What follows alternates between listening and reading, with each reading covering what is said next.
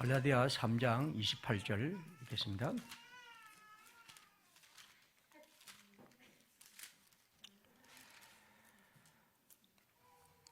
너희는 유대인이나 헬라인이나 종이나 자유인이나 남자나 여자나 다 그리스도 예수 안에서 하나이니라. 우리 교단 헌법은 목사 장로의 자격을 교회정치 40조 1항과 65조 1항은 이렇게 규정합니다. 남자 세대 교인으로 무흠하게 7년을 경고한 자. 제가 주장하고 싶은 것, 우리가 지금 강조하는 것은 이 남자란 글자를 빼는 겁니다. 그저 세례 교인으로 무흠하게 7년을 경고한 사람은 목사와 장로로 세워야 한다. 교단의 헌법은 언제나 성경에 기초하는 것이고, 그래서 헌법은 성경의 기초에서 이것을 했다고 말합니다. 저 역시 이 문제에 대해서 저는 이 규정이 성경에 어긋나는 것이라고 생각하고, 성경에 따른다면 남자란 규정을 빼야 한다고 주장합니다. 그래서 저도 이 말씀을 오직 성경에 근거해서 이 문제를 접근하려 합니다. 저는 이 성경을 해석하는 과정, 즉 성경을 이해하는 과정에서 적어도 다음 세 가지 사항이 우리에게 매우 중요한 원리라고 생각하죠. 이건 성경 해석 학자들이나 혹은 목사들 같은 특별히 전문가들의 문제가 아니라 우리 누구나 성경을 보면 적어도 이 세 가지는 분명하다고 생각하는 세 가지 원칙입니다. 첫 번째로는 성경은 어떤 성경은 이렇게 말하지만 동시에 다르게 대립되는 반대되는 말씀이 있다 하는 것들을 생각해야 합니다. 두 번째, 성경은 그 대립되는 말씀을 잘 살펴보는 이 성경의 맥락, 그 문맥을 잘 살펴봐야 한다는 것이 두 번째 원리입니다. 세 번째는 그 성경을 이해할 때 그 대립되는 성경과 문맥은 언제나 그냥 글 쓰고 싶어서가 아니라, 혹은 내가 똑똑하다, 혹은 내 생각이 이렇게 완결적이다 하는 것을 말하는 것이 아니라 어떻게 하면 하나님의 나라를 잘 선포할 수 있을까, 이 땅에 복음을 잘 전가할 수 있을까라는 것이 그 글의 목표입니다. 그러니까 이 세 가지 원리는 그냥 신학자들의 문제가 아니고 우리 모두가 누구나 성경을 보면 알 수 있는 세 가지 원리입니다. 이를테면 이렇죠. 첫 번째, 성경에는 많은 반대되는 성경이 있다는 것이죠. 파스칼은 이렇게 말합니다. 상반되는 두 논리, 즉 여기서 시작해야 하는데, 만약 우리가 이 상반되는 두 반대되는 논리에서 이해하지 못하면, 잘못하면 이단이 될 수 있다는 거죠. 그래서 우리는 어떤 진리가 끝날 마다 반대되는 것들을 상기해야 합니다. 이를테면 바울은 이렇게 말합니다. 아브라함이 하나님을 믿음에 하나님이 이를 의롭게 여겼다, 로마서의 4장에 말했죠. 그런데 야고보는 말하죠. 우리 조상 아브라함이 아들 이삭을 제사에 드릴 때 행함으로 의롭게 된 것이 아니냐.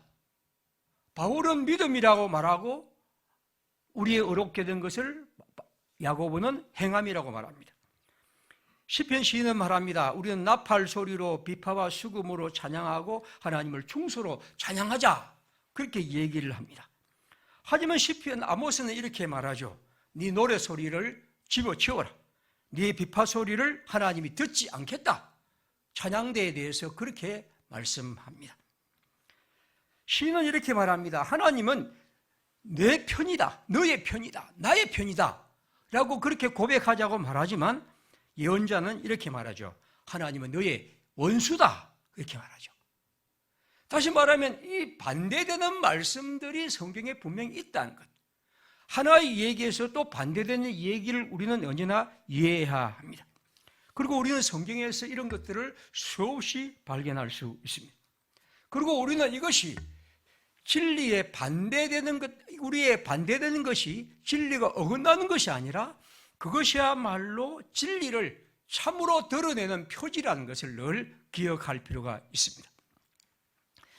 우리가 그러면 이 두 개의 반대되는 것들을 문맥에서 한번 살펴보겠습니다. 파스칼은 이렇게 말합니다. 말들을 다르게 배열하면 다른 뜻을 나타내고, 뜻을 다르게 배열하면 다른 결과를 불러오르죠. 말들을 다르게 배열하면 전혀 다른 결과를 나타내게 됩니다. 이를테면 앞에 보면 구절을 보십시오. 바울이 믿음으로 어렵게 되었다고 할 때 바울의 마음속에는 그릇된 율법 사상과 율법 행위에 대한 유대인들과의 싸움입니다.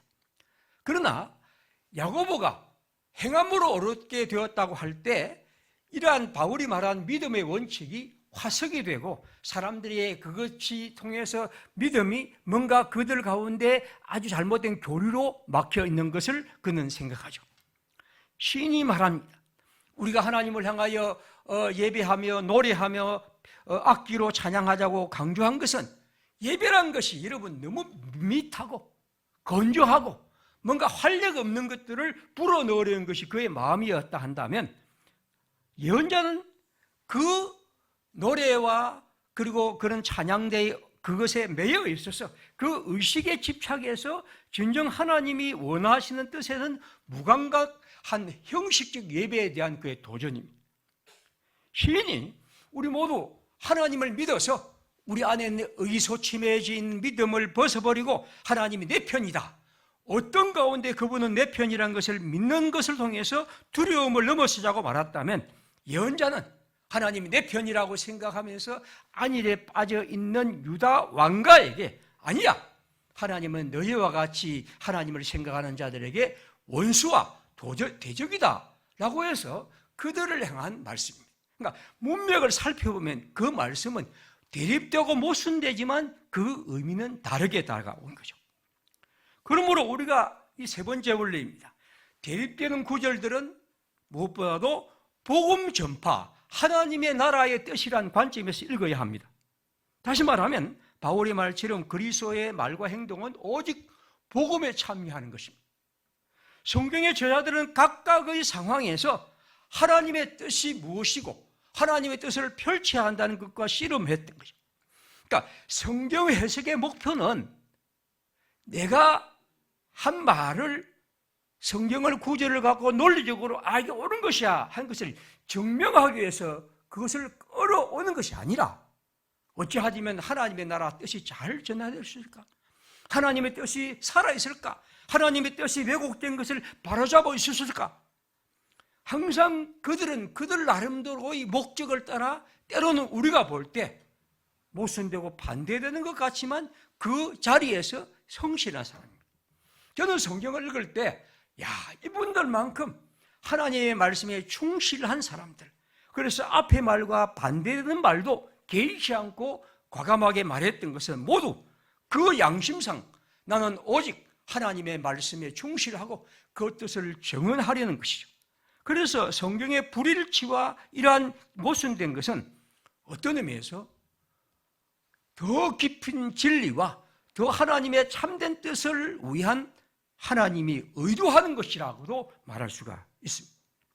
우리는 그런 의미에서 모든 자리에서 복음 선포에 충실한 그 사람들의 얘기를 언제나 성경에서 봐야 합니다.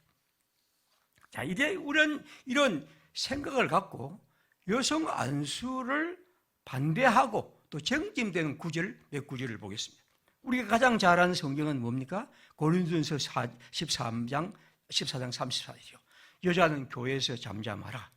그들에게는 말하는 것을 허락함이 없다. 이 말은 교회에서 말하는 것을 하나님 허락하지 않는다. 그 다음 디모데전서 2장 12절 여자가 가르치는 것과 남자를 주관하는 것을 허락하지 아니하나니 여자는 교회에서 오직 조용해라. 이겁니다. 남자들이 굉장히 좋아하는 말입니다. 하지만 여러분 잘 살펴보면 여자가 교회에서 잠잠하지 하는 말을 했지만 첫 번째 대립되는 말씀을 보겠습니다. 그 성경을 자세히 보면 11장 5절에 여자는 교회에서 잠잠하지 말고 기도하고 예언할 수 있습니다. 단지 머리에 수건을 쓰고 하라. 그렇게 되어 있습니다. 14장 35절에 아까 여자는 교회에서 말하는 것은 부끄러운 것이라고 그렇게 말했지만 디도서 2장에 보면 늙은 여자는 교회에서 선한 것을 가르치는 자들이 되고 젊은 여자를 교훈하라는 말도 있습니다. 그러니까 이건 대립되는 말씀입니다.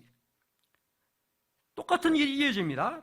바울은 디모데전서 2장에서 왜 여자가 남자에게 복종해야 하냐면 아담이 먼저 시험을 받고 하와가 그 후며 또 아담이 속은 것이 아니고 여자가 먼저 속았죠. 그래서 우리가 창세기 이 얘기를 갖고 이제 이 성경은 여성의 종속성을 말합니다.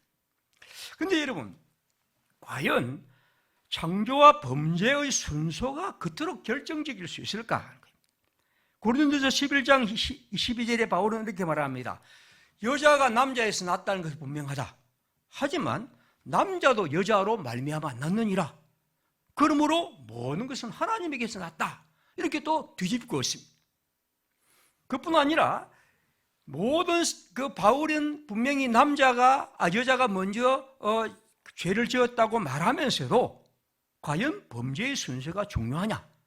로마서 1장에서 인간은 모두 죄 아래 있으며 의인은 없고 하나도 없다는 모든 사람이 남자든 여자든 이방인이든 유대인이든 어느 누구도 다 죄의 보편성이란 이 안에는 차별 없이 다 똑같이 어느 누구도 하나도 높낮이가 없이 똑같이 죄인이라는 것을 선언하고 있지 않습니까? 그렇다면 바울이 앞에 말한 것은 도대체 뭔가 하는 거죠. 이런 순서와 그 범죄의 순서가 무슨 것이 있을까? 바울은 율법에 따르면 여자는 남자에게 복종한 것이라고 그렇게 말했는데 아마 이건 창세기에 여자가 범죄한 다음에 하나님이 말씀하죠. 하나님은 여자에게 말합니다. 남자가 너는 남자에게 순종할 것이다. 한 그 3장 16절을 따온 것 같습니다. 그런데 이 말씀 또한 오늘 읽은 갈라디아 3장 28절에 너희는 유대인이나 헬라인이나 자유인이나 종이나 남자나 여자나 다 그리스도 예수 안에서 하나란 말은 삼위일체 하나님을 특별히 말할 때 많이 말하는 것인데 이제 이런 말씀과 대립하고 있습니다. 그러니까 바울은 우리에게 율법으로 인해 죄가 더해지지만 로마서 5장 10절이죠. 그리스도의 은혜는 그 범죄를 뒤덮고 넘친다. 그러니까 분명히 율법이 우리를 죄에 덮지만 하나님의 은혜는 그 모든 것을 뒤덮고 넘친다고 말하고 있습니다. 다시 말하면 복음의 능력, 그리스도의 복음의 능력은 구속의 현실은 옛 창조의 질서를 넘어서고 또 타락의 질서와 그 위협도 더 이상 힘을 가질 수 없다는 거죠. 그러므로 그리스도의 복음의 보편성과 충만함을 얘기하는 바울에게 여성과 남성의 창조 순서가 무슨 의미가 있으며 이방인과 유대인의 차이도 아무것도 아니라는 그에게 누가 먼저 타락했는가 하는 것이 왜 중요한가 하는 거죠. 복음 안에서 바울은 말합니다. 그리스도 안에 있으면 새로운 피조물이고 우리는 더 이상 예전 사람으로 옛 것으로 사람들을 판단하지 않는다고 말했습니다. 그리스도의 생각과 교회의 최종 질서를 결정하는 것은 그리스도의 구속 사역입니다. 여성의 외치는 율법이 아니라 복음 안에서 이해해야 하고 그것이 사도가 말하는 것입니다. 그러면 우리가 이 성경을 다시 즉 성경의 맥락에서 살펴보겠습니다. 여기서 고린도전서 11장에서 바울이 예언과 기도에 대해서 얘기를 합니다. 여기서 기도는 공적인 기도, 오늘 우리가 말하는 이 교회에서 장로님이 기도하는 공적 기도의 차례입니다. 그리고 예언은 오늘 말하면 말씀을 푸르는 설교와 같은 자리입니다. 자, 이제 성령의 역사로 이런 은사가 교회 성도들에게 임했는데 일부 여성들이 예언과 기도를 하면서 수건을 쓰지 않고 예언과 기도를 했던 겁니다. 당시 결혼한 이 고린도 지역에서 여성들에게는 머리에 정결과 순결에 상기는 수건을 써야 했습니다. 특별히 여자는 배우자의 영예가 되었는데 여자가 머리에 쓴 수건을 벗는 것은 남편을 부끄럽게 하고 남편의 공적 이미지에 부정적 영향을 끼쳤습니다. 자, 지금 이런 여자들이 교회에 등장합니다. 그리고 교회 안에 문제가 생겼고 사회로부터 나쁜 평을 듣게 됩니다. 바울은 이 일에 반대해서 여자는 관습을 따라 기도와 예언할 때 반드시 머리에 수건을 쓰라고 말합니다. 11장 13절에 이렇게 말하죠. 너희는 스스로 판단하라. 여자가 머리를 가리지 않고 하나님께 기뻐하는 것이 기도하는 것이 마땅하냐? 우리는 이런 얘기를 보면 마땅하지 뭐. 우리는 아무도 기도할 때 머리에 수건 드지 않는데. 근데 그 당시는 그런 것을 할 수 없다고 그는 그렇게 말합니다. 고린도전서 14장의 문맥을 보십시오. 그리스도인은 성령을 힘입어 방언과 예언을 했는데 지금 이 방언과 예언으로 교회 안에 혼란스러웠습니다. 하나님은 무질서의 하나님이 아니고 화평의 하나님인데 바울은 말합니다. 여러분이 방언할 때 통역자가 있을 때만 하십시오. 여러분이 예언할 때, 말씀을 전할 때 질서 있게 하십시오. 내가 예언받았다고 막 나서지 말고 교회 예배를 어지럽게 말고 그렇게 얘기를 합니다. 근데 지금 일부 여성들이 예언과 또 방언에 있어서 교회 안에 남자들과 아마 토론했던 것을 봅니다. 특별히 공공장소에서 그 당시 여성이 남성과 토론하는 것은 여러 가지 오해의 소지가 있었고 제가 본 책에 보면 때로는 성적 유혹으로 여기기도 했습니다. 그래서 바울은 결혼한 여성의 공적 모임인 교회에서 남성들과 다른 남성들과 토론하는 것을 금하면서 이렇게 말하죠. 만일 무엇을 배우려거든 자기 집에서 자기 남편에게 물어보시지 왜 여자가 교회에서 말하는가? 그건 부끄러운 것이오 라고 그렇게 말합니다. 그는 이 문제를 만약 교회가 방치하게 될 때 교회는 부도덕한 집단으로 비칠 위험이 있었던 거죠. 물론 우리는 지금 힘들지만 이해하기 그것은 당시 이해할 수 있습니다. 그러므로 여자는 교회에서 잠잠하라는 이 구절은 여자들은 교회에서 아무 말도 하지 말고 성령을 받아 침묵하라는 것이 아니라 하나님이 성령이 이랬는데 여러분 어찌 침묵할 수 있겠습니까? 단지 질서를 지키면서 예언하고 방언하라는 것입니다. 14장 33절 이랬습니다. 모든 성도가 교회의 질서를 지켜야 하듯이 여자는 교회에서 잠잠해야 한다. 여러분이 성경을 보시면 동그라미가 33장 가운데 똑 들어있습니다. 저는 이 동그라미를 빼야 한다고 봅니다. 다시 말하면 많은 사람들은 이 부분을 동그라미를 앞으로 가버립니다.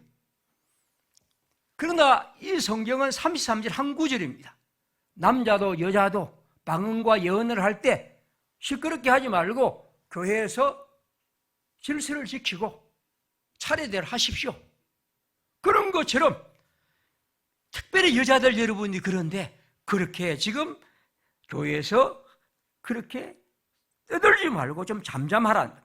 만일 방언하다가 통역하는 자가 있으면 교회에서는 잠잠하고 예언하다가 곁에 있는 사람들에게 계시가 있으면 잠잠해야 하듯이 여자도 교회들 그렇게 잠잠해야 하는 것입니다. 바울은 여성이 교회에서 방언하고 예언하는 것을 금하려는 것이 아닙니다.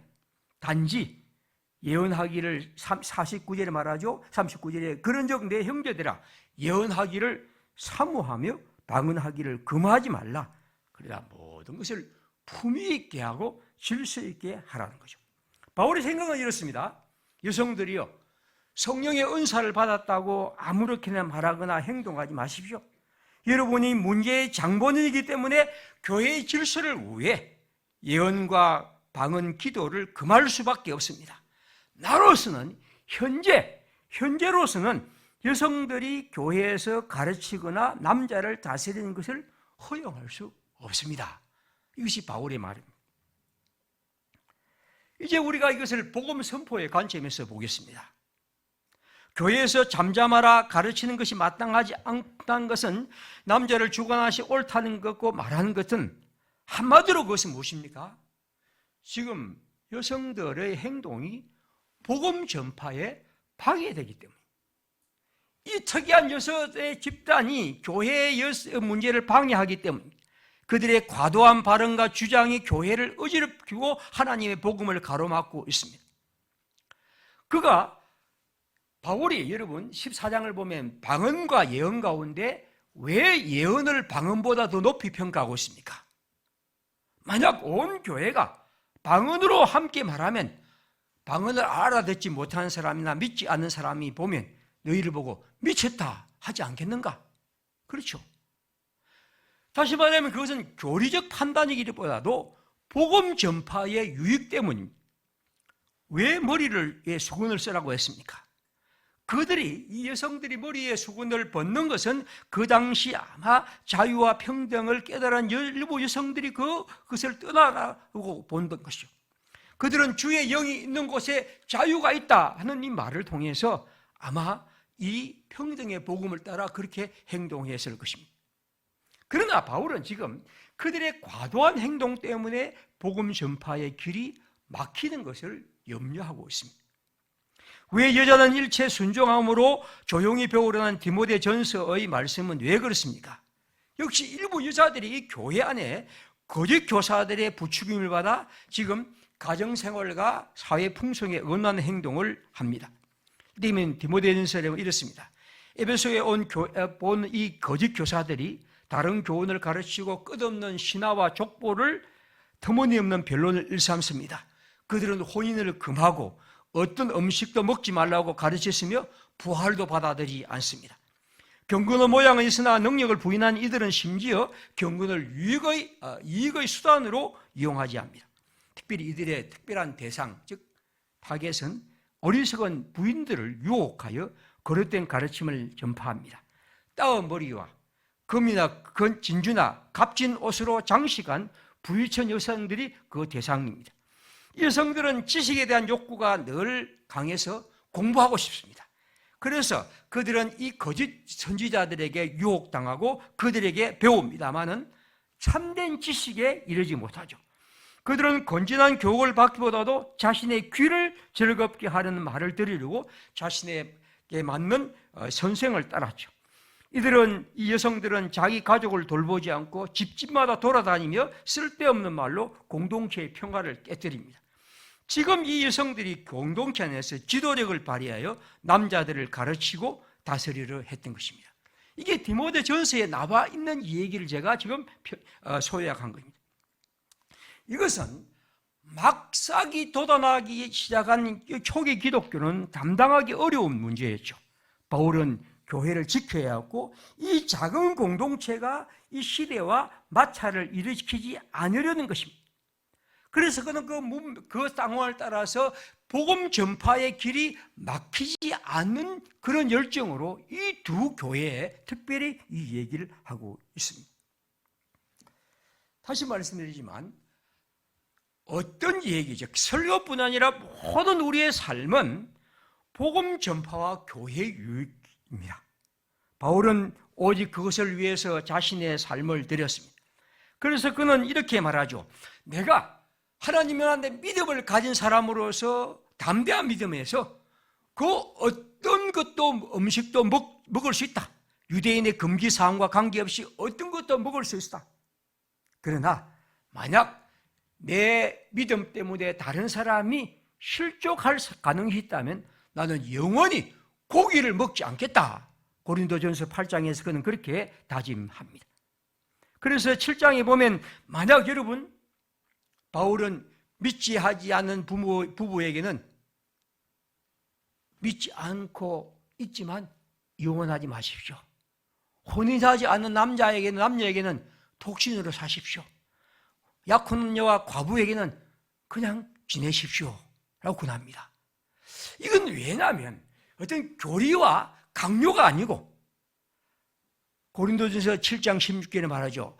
남편 된 사람, 아내 된 사람이여 여러분이 내 남편과 아내를 함께 살면서 구원할지 않을지 어찌 알 수 있요? 다시 말하면 그의 마음은 오직 복음 전파와 그 복음의 역사 때문에 그렇게까지 그는 강구하고 있는 거죠. 그는 언제나 아무 일이든지 부끄러워하지 않고 내 몸에서 살든지 죽든지 그리스도가 존귀히 되는 것이라고 말합니다. 오늘 우리가 어떤 성경을 이해할 때 내가 많이 안다, 이 성경은 이렇다고 말하기 앞서서 언제나 그 성경의 기록자들과 선부자들의 마음 하나는 중심은 뭡니까? 어찌하든지 내 말과 행동과 이 가르침이 하나님의 복음을 가로막지 않는가? 하나님의 복음을 널리 전할 수 있을까? 하는 것이 오직 하나의 마음. 그래서 그들은 그런 일념을 했고 바울은 오직 그 마음으로 오늘 우리에게 이 성경을 우리에게 전하고 있습니다. 그런 의미에서 바울의 많은 글들에 보면 여성들이 복음에 참여하고 복음의 지도자로서 훌륭한 역사한 얘기를 많이 들려줍니다. 로마서 16장에 있는 그 긴 인사문을 보십시오. 그게 보면 자기의 이 위대한 서신 로마서를 로마 교회에 전할 파송자로서 베베란 여자를 추진합니다. 베베는 단지 편집 우편 배달부가 아니고 이 편지를 이 훌륭한 저서 성경에서 가장 유명한 이 로마서를 전하면서 로마 교회 사람들에게 알려줍니다. 그리고 그것을 설명할 능력이 있는 사람. 저는 그 성경을 읽으면서 이런 위대한 사역을 어떻게 여자인 베베에게 했을까? 바로 그것은 그만큼 그가 신학적으로 훌륭한 교회의 지도자라는 겁니다. 우리는 그 성경에 보면 브리스게와 아굴라와 같은 이런 사람들을 이야기하면서 남편 아굴라 대신에 브리스게를 그렇게 높이는 것은 바로 이 사람이 자기를 위하여 바울을 위하여 목숨을 내어놓고 있을 정도로 훌륭한 복음 전파자. 마리아, 유니아 그런 사람은 사도들 가운데서 뛰어난 사람이라고 칭송하는 사도 바울의 글들을 보면 초기 기독교에 훌륭한 여성 지도자들이 있었다는 거예요. 우리는 그런 전통들을 그냥 무시하고 있지만 바울은 우리에게 그런 것을 가르칩니다. 그리고 당시 많은 교회들은 다 가정교회들입니다. 그리고 가정교회의 대부분은 여성들이 자신들의 집을 내어줍니다. 저는 그것을 읽을 때마다 어떻게 그렇게 할 수 있었을까? 그것은 그만큼 복음을 열심히 받아들이고 자신의 전체로 받아들이기 때문에 어떻게 보면 남편을 설득하든지 해서 자신들의 집을 교회로 내어놓는 그런 훌륭한 사람들이 있습니다. 하나님의 성령은 여성들을 차별 없이 복음에 참여하게 합니다. 사도행전 2장 17절 그때 내 영을 내 남종과 여종들에게 부어주리라. 하나님의 영은 남자와 여자와 분갈 없이 하나님의 영은 그렇게 임합니다. 그리고 그래 힘입어 성들이 교회의 예언과 기도에 참여했고 우리는 그것을 고린도 교회에서 볼 수 있습니다. 바울의 마음은 그렇습니다. 지금 교회 여러분들 때문에 특별히 문제가 됐으니 여러분 여성들이요 기도하고 예언할 때 머리에 좀 수건을 쓰고 하십시오. 그걸 통해서 여러분의 복음의 전파가 가로막히지 않기를 바라는 것이고 그걸 통해서 사람들이 여러분의 우리 교회의 하나님의 나라에 대해서 막히는 것이 바로잡기를 바울은 바라고 있습니다. 이 사람들이 우리와 같이 성령을 받았으니 누가 세례 베품을 금하리요? 사도 베드로는 그렇게 말했습니다. 이방인에게 베드로는 하나님의 성령이 임하자 이제 자기의 것을 넘어서서 그렇게 갔다면 하나님의 성령은 바로 그런 것을 넘어서는 것이죠. 그리스도 안에서 남자와 여자와 이방인과 유대인과 종이나 자유인이 하나입니다. 이런 차별과 모든 것들이 사라지는 것이 복음입니다. 물론 이 일은 그 당시 온전히 이루어지지 않았죠. 특별히 종이나 자유인과 남자와 여자와의 관계들이. 그러나 그것은 하나님이 우리에게 선포한 복음의 역사이고 복음의 방향이고 복음의 지향입니다. 그리고 그것은 어떻게 보면 미국과 같은 나라는 19세기, 20세기 아직까지도 그 차별의 얘기들이 여전히 우리들에게 남아 있습니다.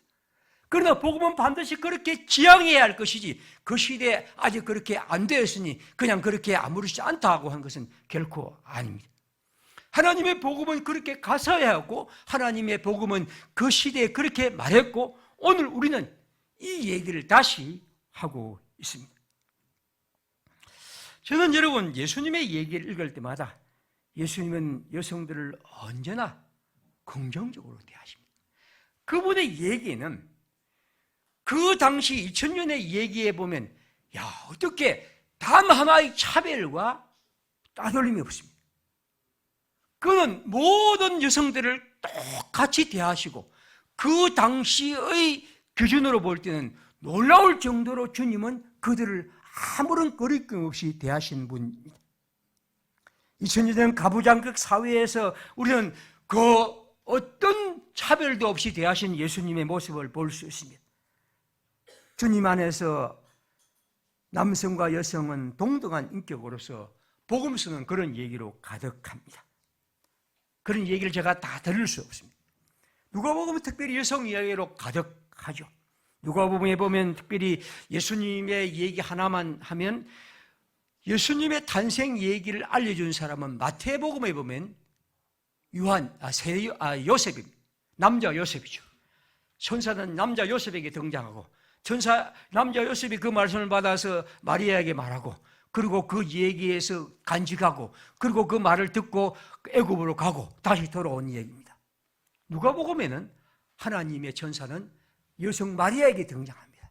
마리아는 그 말을 받아들이고 그 몸으로 예수의 잉태를 몸으로 받아들인 모험을 하고 그리고 하나님의 노래를 부르고 그리고 그 마리아의 노래를 통해서 하나님의 역사를 노래하고 그리고 그 얘기로 꾸려갑니다. 그 이하도 계속해서 등장하는 많은 얘기들은 바로 시몬과 안나의 얘기, 그리고 7장에 나타나는 향유를 부르는 여자의 얘기, 그리고 아브라함의 딸이라고 칭찬받는 얘기들, 그런 많은 얘기들은 예수님이 여성들을 그렇게 대하셨음을 말씀합니다. 특별히 가장 중요한 마가복음 14장 1절부터 9절에 있는 말씀, 내가 진실로 너희에게 이르노니 온 천하에 어디서든지 복음이 전파되는 곳에는 이 여자가 행한 일도 말하여 그를 기억하리라. 예수님의 마지막 말씀.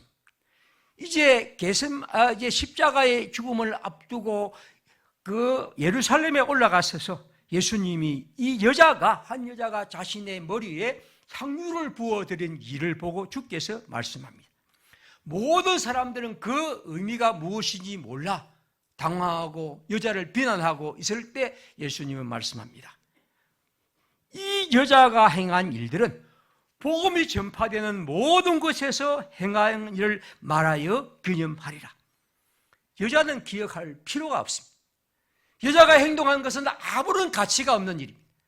그러나 예수님은 복음 전파의 모든 영역에 이 여자가 행한 일을 기억하라고. 왜 그렇습니까? 바로 이 여자는 예수 그리스도의 십자가의 죽음의 의미와 가치를 이 세상에서 유일하게 깨닫는, 그 자리에서 참으로 깨닫는 유일한 사람이었고, 그리고 그는 예수의 죽음의 가치를, 그 값진 향유를 부어들어 사람들에게 증언한 사람. 그리고 예수님은 십자가의 죽음이야말로 이 세상을 밝히는 진정한 생명의 향기임을 이 여자를 통해서 말하는 것입니다. 그러므로 여러분, 이 여자의 행동이야말로 주님은 복음 전파의 모든 영역에게 기억해야 할 가장 중요한 것입니다.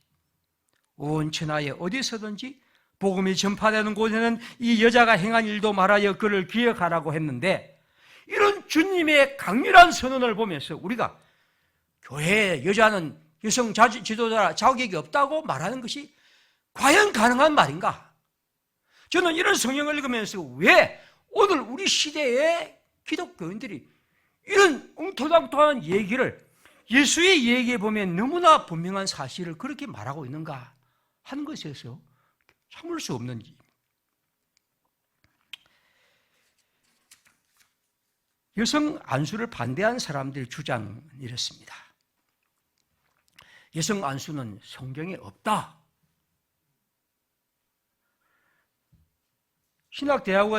우리 신학대학원에서 2015년에 어떤 노예에서 이런 제목을 질문을 했습니다.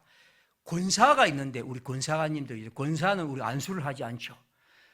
장로와 집사는 안수를 하는데 권사 안수에 대해서 가능한가 질문을 했습니다.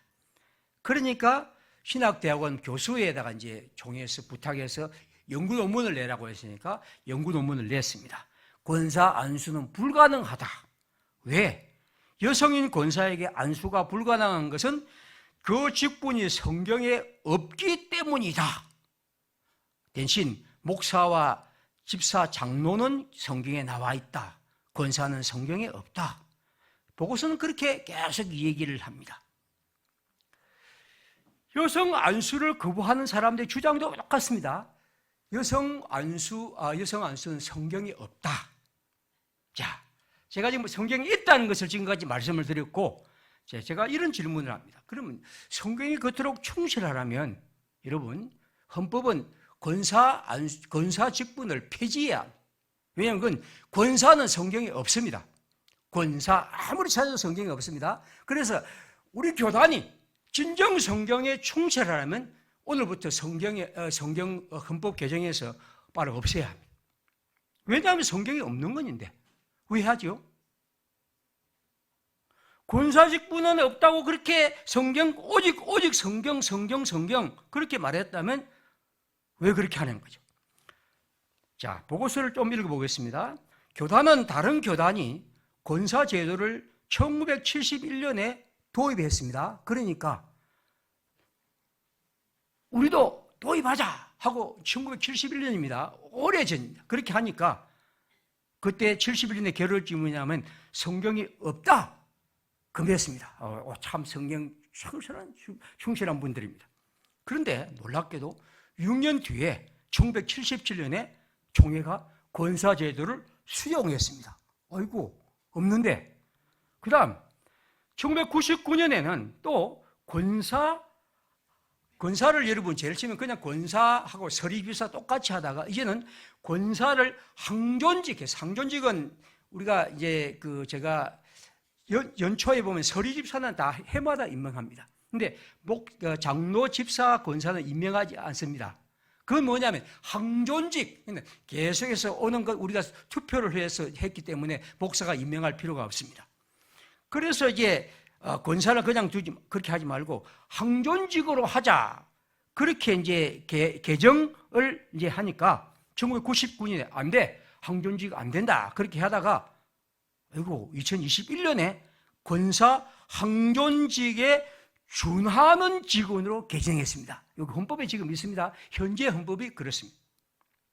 자, 그러면 여러분, 이거 전부 다 성경에 없는 것을 해고하고 이렇게 합니다. 왜냐하면 계속해서 왔기 때문에 이렇게 하다. 그런데 지금 이제 권사를 안수하자는 것도 지금 거부하고 있습니다. 아마 제가 볼 때는 한 몇 년 지나면 안수도 할 것 같습니다. 여러분, 우리가 교회가 과연 성경 문자에 충실하다고 할 때, 그래서 여성 직분을 거부한다고 할 때 과연 그게 충실한가 하는 거죠.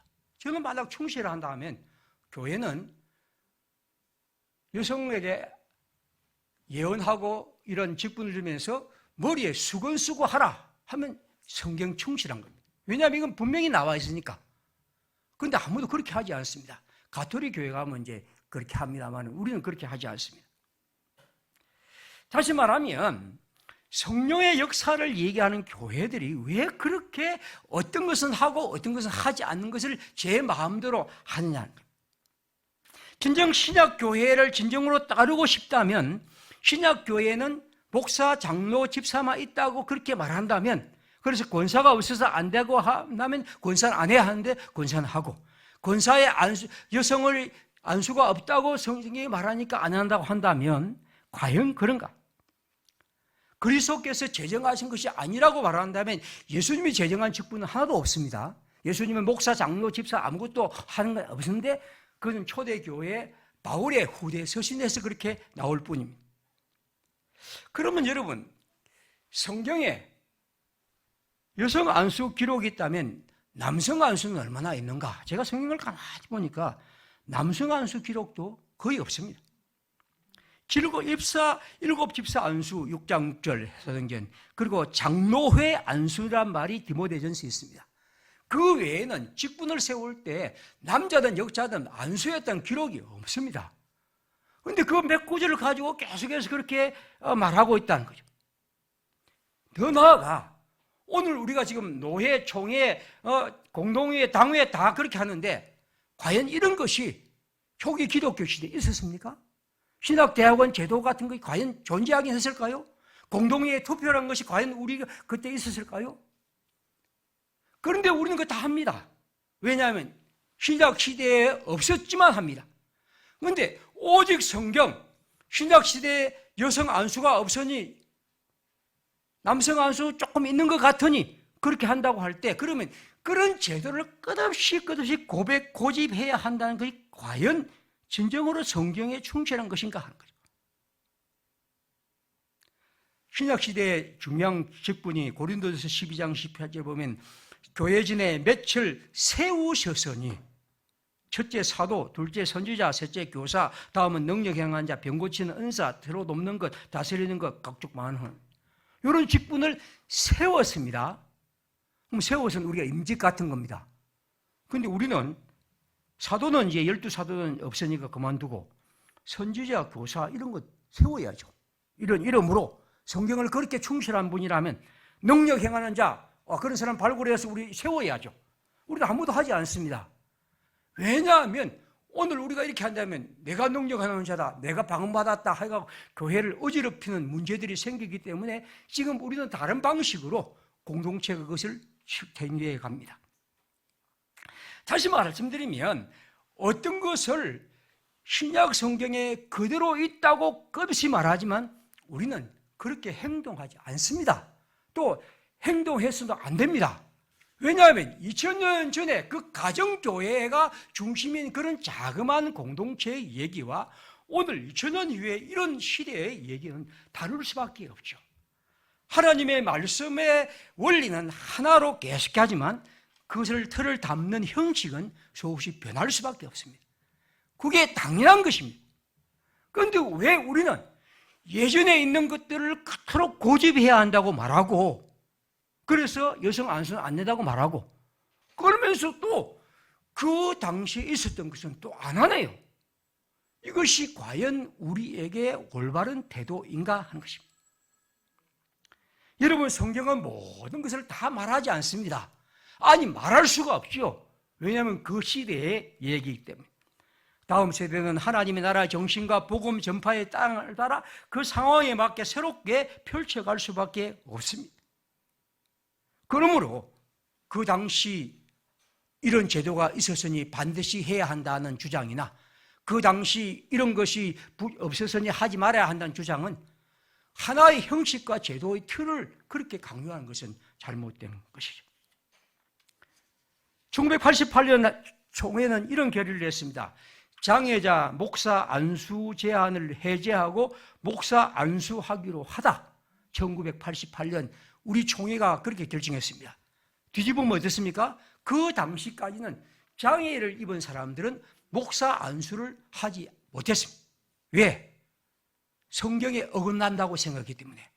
근데 여러분이 볼 때 어떻습니까? 오늘 우리가 볼 때 아니 장애를 입었다고 해서 어떻게 팔이 좀 뭔가 상처 입고 좀 어떻게 해서 어떻게 그럴 수 있느냐? 그런데 그 당시 교단은 그렇게 결정했습니다. 왜 그렇습니까? 성경에 있기 때문입니다. 레위기에 보면 이렇죠.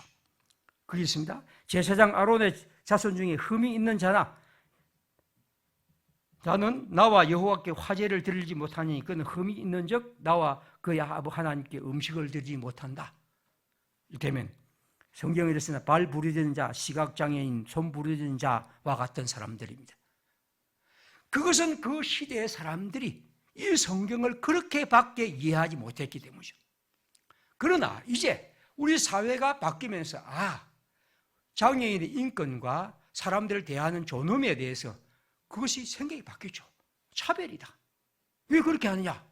그것이 교회가 도전했고 교회는 그것을 깨닫게 되죠. 우리가 성경을 너무 문자로 봤구나. 그래서 이 성경의 의미는 그런 것이 아니었구나. 비록 문자로 보면 분명히 그렇게 되어 있지만 이건 성경이 우리에게 말하는 것은 그 의미보다도 다른 뜻이었구나 하는 것을 알면서 그것을 깨닫게 된 거죠. 노예 해방의 문제도 똑같은 얘기입니다. 미국 같은 사회에서 왜 그토록 노예를 착취하고 노예를 가두는 것이 합당하고 그것이 성경에 합당한 것이라고 여겼습니까? 바로 그들이 하나님의 말씀에 대한 잘못된 이해 때문입니다. 그리고 이 시대가 바뀌면서 인간의 존엄과 하나님의 나라의 백성이 누구인지를 알게 되면서 그들은 그 문제를 새롭게 깨닫게 되었던 것입니다. 여러분, 우리가 이 시대의 변화와 그리고 그들의 도전, 모든 것이 다 받아들일 필요는 없습니다. 그러나 그것이 건강하고 올바른 것들이 교회를 향하여 도전하고 우리가 잘못 생각했던 것들을 깨닫게 되는 거죠. 여성 안수에 대한 것도 마찬가지입니다. 여성들의 권리와 신장의 문제가 우리 교회를 향하여 도전해 오면서 우리가 하나님의 말씀에 대해서 편견과 잘못된 것들을 새롭게 깨닫는 계기가 되었던 것이죠. 어떤 사람이 이렇게 말합니다. 이건 창조 질서와 여자들이 먼저 타락하기 때문이라 하는 바울의 글을 갖고 그렇게 주장합니다. 먼저 났다. 먼저 죄지었다. 그러나 여러분, 먼저 났다는 것이 왜 다른 사람을 지배해야 할 것이며 먼저 타락했다는 것이 왜 지배받아야 할 일입니까? 남자와 여자가 하나님 안에서 하나라고 말했고, 그리고 사도 바울의 말처럼 모든 사람이 다 죄를 지었다고 말했다고 합니다. 그리고 하나님께서 아담과 하와를 사람을 창조하실 때 남자와 여자를 1장 26절에 남자와 여자를 창조하셨다고 말했고, 2장에 가면 하나님이 아담을 눕혀놓고 거기서 여자를 만들어서 하지만 그 아담을 자세히 보시면 그건 남자라고 해도 아담, 인간입니다. 인간은 혼자 있는 것이 좋지 못합니다. 여러분, 성경의 창세기에 보면 하나님은 창조하신 다음에 다 만드시니 좋았다 말씀합니다. 그런데 하나님 말씀합니다. 사람을 만드신 다음 사람이 혼자 있는 것은 좋지 않다. 하나님의 좋으심에 하나님은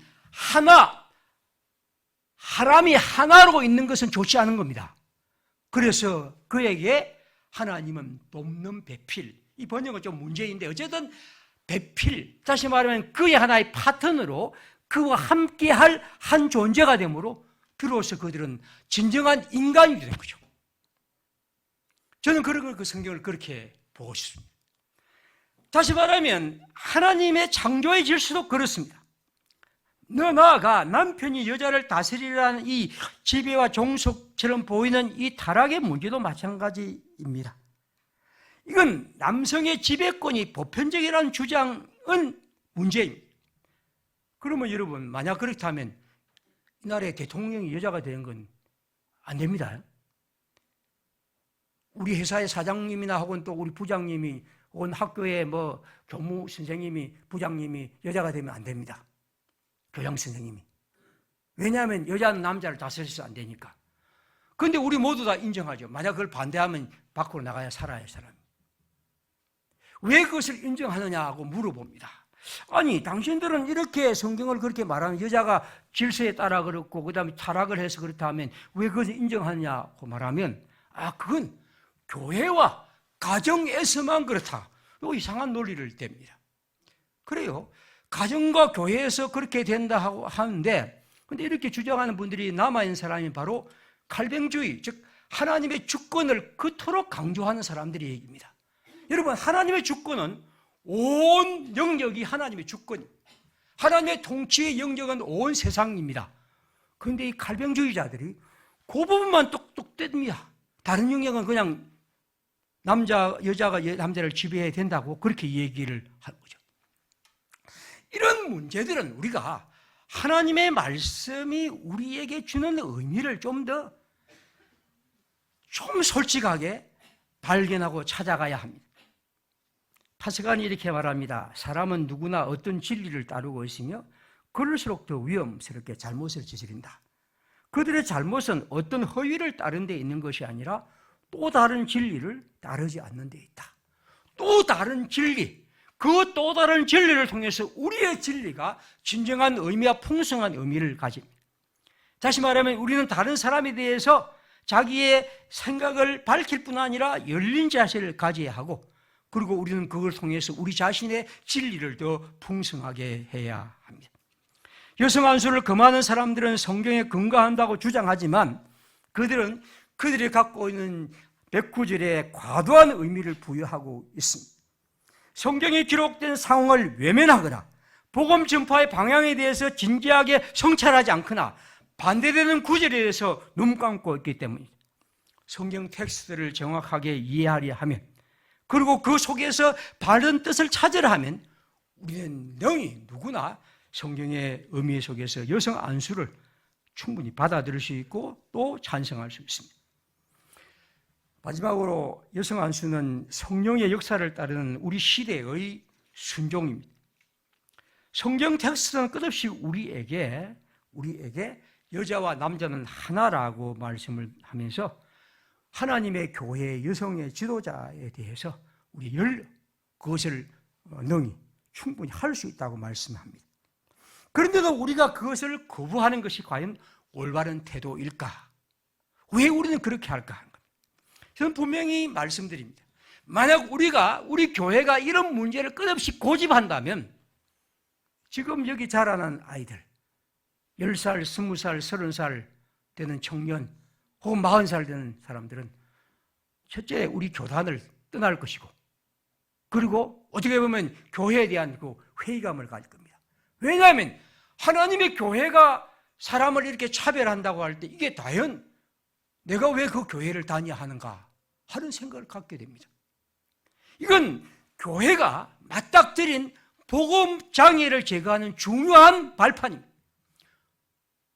어떤 이들은 이것이 복음의 시대를 따라서 안 된다고 말하지만 이건 오히려 여성 안수는 복음이 이 시대를 향한 우리의 올바르고 당연한 길입니다. 이를 통해 우리는 우리 앞에 있는 그런 장벽을 걷어내고 하나님의 교회가 이 시대를 맞이할 작은 물꼬를 트는 것입니다. 그러므로 여성 안수 제도는 우리 교회가 반드시 제정해야 할 제도입니다. 여성들이 교회에 대한 책임감 있는 주체로 활동하고 참여하여 교회가 활력을 얻고 복음 전파의 문을 열어가야 합니다. 모든 남자와 여자에게 임하는 성령이 고린도 교회에 임했듯이 오늘도 성령은 여러분 남녀 차별 없이 임하여 그들로 하나님의 교회에 일하게 합니다. 그렇다면 하나님의 은혜와 성령을 입은 모든 그리스도인들에게 교회의 지도력을 허용한 것은 복음의 원리입니다. 그들은 성령의 사람으로 하나님의 사람으로 교회의 지도자의 능력을 친히 감당할 수 있습니다. 우리 함께 기도하겠습니다. 우리 모두 이 시간 함께 기도하면서 우리 교회가 이번에 애쓰는 이 일은 아무것도 아닌 것 같지만 우리 교단에서는 여러분 처음 있는 일입니다. 이런 공적인 논의 자리가 노예란 단위를 통해서 처음 있는 자리입니다. 그러면 매우 의의 있는 것입니다. 사람이 많이 오고 적고를 떠나서 우리가 이런 자리에서 우리가 우리의 이 얘기를 공적으로 하고 또 이걸 알리고 하는 것은 우리 작은 교회지만 이 시대 우리 교단에서 우리가 해야 할 그런 중요한 일임을 압니다. 우리 함께 이 시간 기도하면서 하나님께서 이 일에 은혜 주시기를, 우리의 힘은 약하지만 하나님의 성령과 또 우리가 성령의 부름을 따라 이 일을 참여한다면 주께서 우리 가운데 함께 해 주시기를 우리 간절한 마음으로 기도해서 주님, 주께서 힘을 주시고 또 주께서 성령으로 역사하셔서 일이 끝내 열매 맺는 그런 날을 속히 주옵소서. 우리 함께 시간 기도하겠습니다.